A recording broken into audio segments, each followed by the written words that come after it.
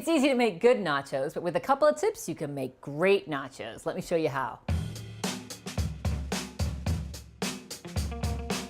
Nachos don't take long to make, so let's preheat our oven to 350 degrees and then pick a pan that we're going to make our nachos on. Now, if you're lucky, you could have a pan that you could bake on and serve on.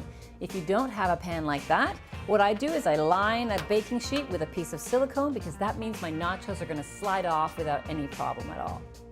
Now let's talk about the two most important ingredients with nachos, and that is chips and cheese. Chips, you want to have a rather thick corn chip for nachos because it has to support the toppings you're going to put onto them. If you use a thin chip, of course, it can break or become too crispy in the oven. Now with cheese, please grate your own cheese. The pre-grated cheese is often coated with something to stop them from sticking together. We're going to use good melting cheeses here. We've got a Monterey Jack and we've got a pepper jack for a little bit of flavor.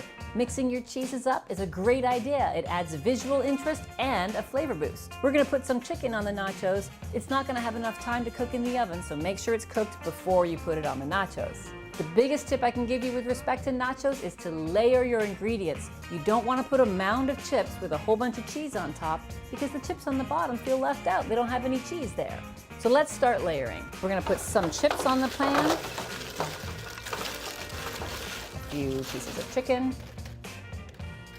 Today we're going to put a little avocado on, a little bit of green onion. Now I grate the cheese right onto the nachos here. Saves me a step, saves me from messing up a bowl. That's layer number one. We're ready for layer number two. Put more chips on top. Spread them out and go ahead and layer again. We're going to do some chicken, some avocado, and this is going to be our last layer. So you can go a little crazy if you want to and make sure you use up all of your toppings.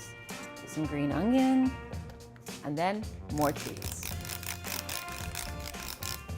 Okay, so once all of your cheese is on, now we just send it to the oven for 10 minutes at 350 degrees, just until the cheese is nice and melted. But remember, there are 2 layers of cheese, so you want to make sure it's melted all the way through. 10 minutes is just enough time to get those chips crunchy, the cheese melty, get your sour cream ready, your salsa ready, and let's bring them out.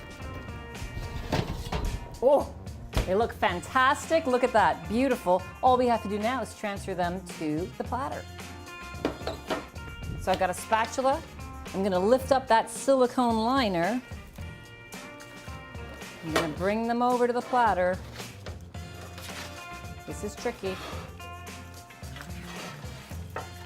Here we go.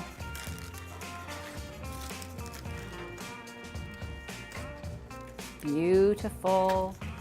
Now a platter that you can actually hold on to. Call your friends because munch time is on.